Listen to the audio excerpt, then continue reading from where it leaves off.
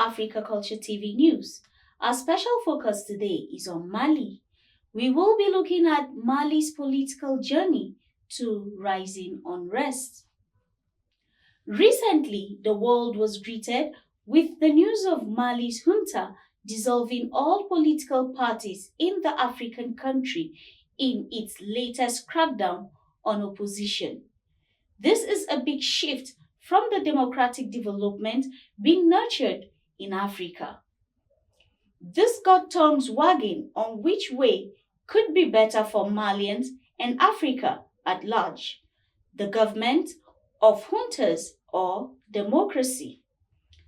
Mali was once regarded as a relatively peaceful and stable country, particularly in the years following its democratic transition in the early 90s.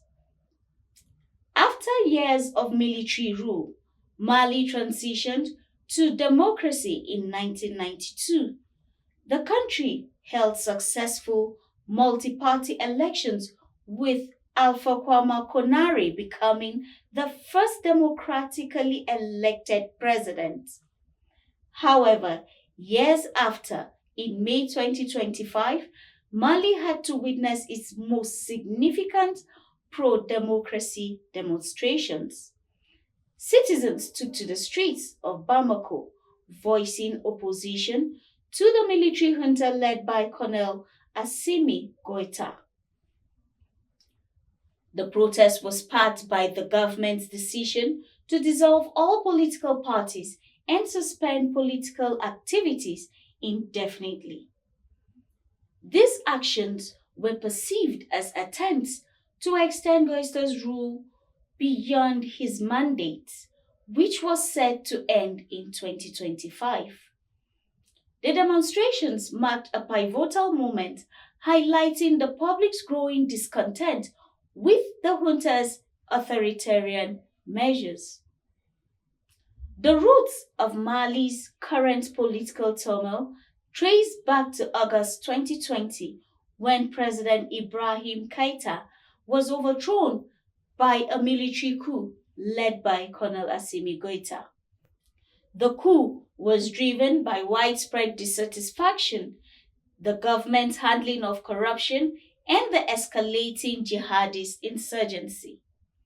Following the coup, a transitional government was established with Ndao as interim president and Goïta as vice president. However, in May 2021, Goïta orchestrated another coup, detaining Ndao and Prime Minister Wane, and declared himself interim president. The international community responded with condemnation. The Economic Community of West African States, ECOWAS, suspended Mali's membership and imposed sanctions demanding a return to civil rule. Despite these pressures, Goïta's government delayed elections, citing security concerns. In June 2022, the junta announced a 2-year extension of the transition period, further straining relations with regional and international partners. In January 2025, Mali, alongside Burkina Faso and Niger, formally withdrew from ECOWAS, accusing the bloc of failing to support their fight against terrorism and imposing unjust sanctions. The three nations formed the Alliance of Sahel States, aiming to coordinate their security efforts independently. Mali's shift away from traditional Western alliances has been marked by growing ties with Russia. The presence of Russian mercenaries, particularly from the Wagner Group, has been reported in Mali, assisting in counterinsurgency operations. This alignment has raised concerns among Western nations about the increasing influence of Russia in the region. The security situation in Mali remains precarious. Jihadist groups affiliated with Al-Qaeda and the Islamic States continue to carry attacks, particularly in northern and central regions.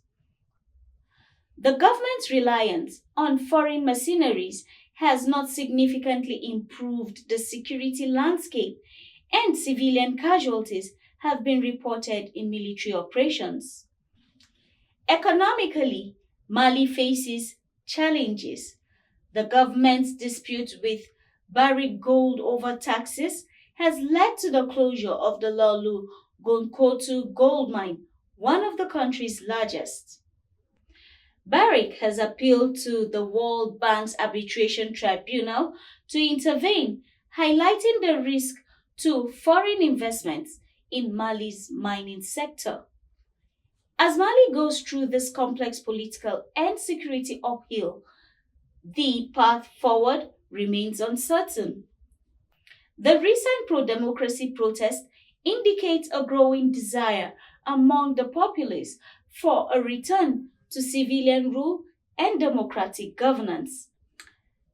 However, the junta's consolidation of power and suppression of political opposition suggests that significant challenges lie ahead in achieving these goals. The international community continues to monitor the situation closely, balancing concerns over security, governance, and human rights. Mali's future will depend on the junta's willingness to engage in meaningful dialogue with opposition groups and the broader population, and to commit to a clear and credible path towards democratic transition. Meanwhile, the corruption being exhibited by leaders of other African countries is also fueling the desire for military takeover in so many African countries. That's all for now on the developments in Mali. We will continue to update you with the political developments in this country as they unfold. For African Culture TV News, I am Lisa Chankat.